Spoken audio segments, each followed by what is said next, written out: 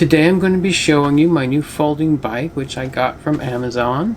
A lot of people like that the bike folds, but they complain that it's not strong enough or that the seat falls down on you.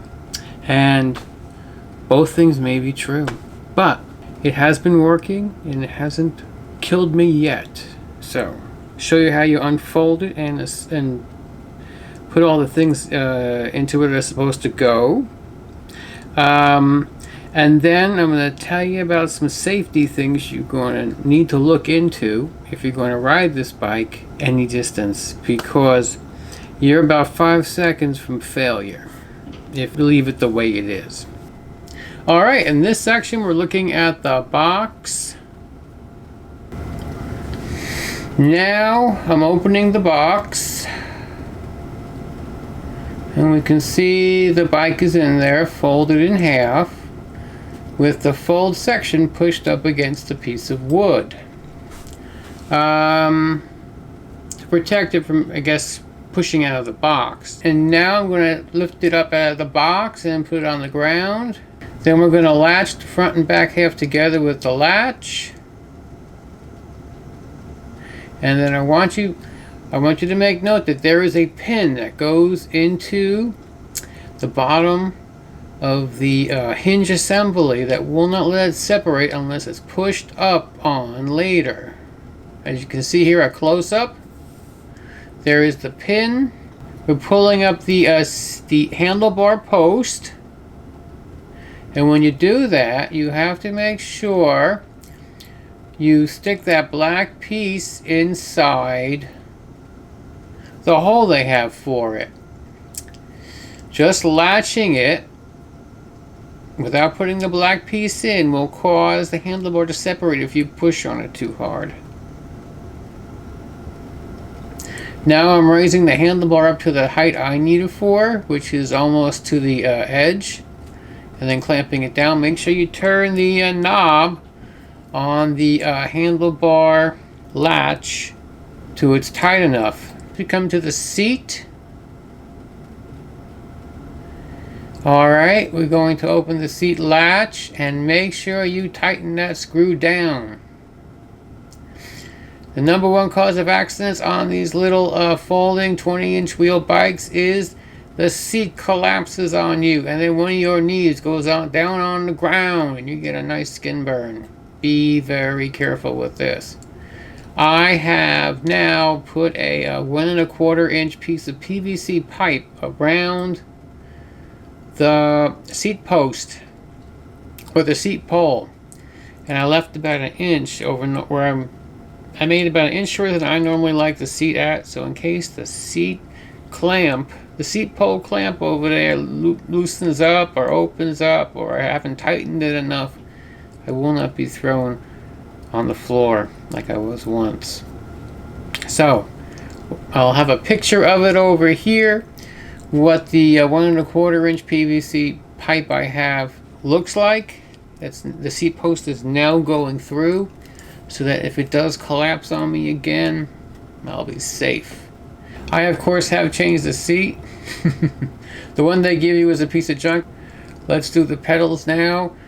Remember, the threads on the pedals are different. One pedal has a left-hand thread and one pedal has a right-hand thread.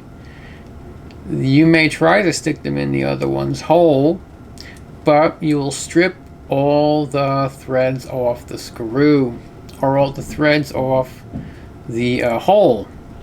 Be very careful you put the right pedal in the right hole. The right hand pedal goes on the right side. The left hand pedal goes on the left side. They do this so that the pedal will not unscrew itself when you're riding. All bikes are like this. Okay, I am putting one pedal in and I put the wrong pedal first. Now I'm putting the correct pedal. Let's see.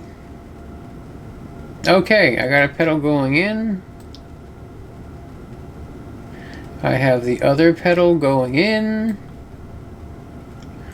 Remember, left pedal goes on the left side and right pedal goes on the right side, as if you're facing the front of the bike. Let's go ride the bike. I've got my GoPro on a stick and we can see the back wheel spinning here. As you can see, I don't have any PVC pipe on the seat pole.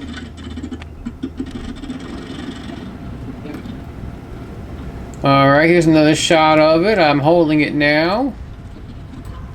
This bike is working great at this point. I am loving it. Look how big I am. Alright, there we go. I'm 210 pounds on a 20-inch folding bike.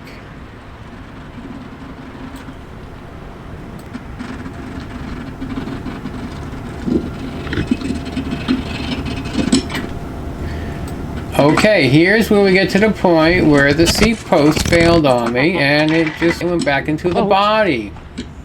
This is why I recommend you get a piece of 1 1/4 inch PVC pipe. You don't need any more than 2 feet. I won't show them that. You probably need about a foot and a half, I would say, would be perfect. You may have to cut it down so that it's 1 inch from the top of where the seat normally goes, so that when your seat latch, the seat pole latch fails on you, you will not be where I am here. Other than that, these bikes are fantastic, especially if you have sciatica or bad knees and can't ride a regular bike anymore. These let you get high enough that you have not a 90 degree on your knee, but a 70 degree, which is more than fine. It's almost like, it's just like a recumbent bike, but I'm up in the air now rather than laying on my back.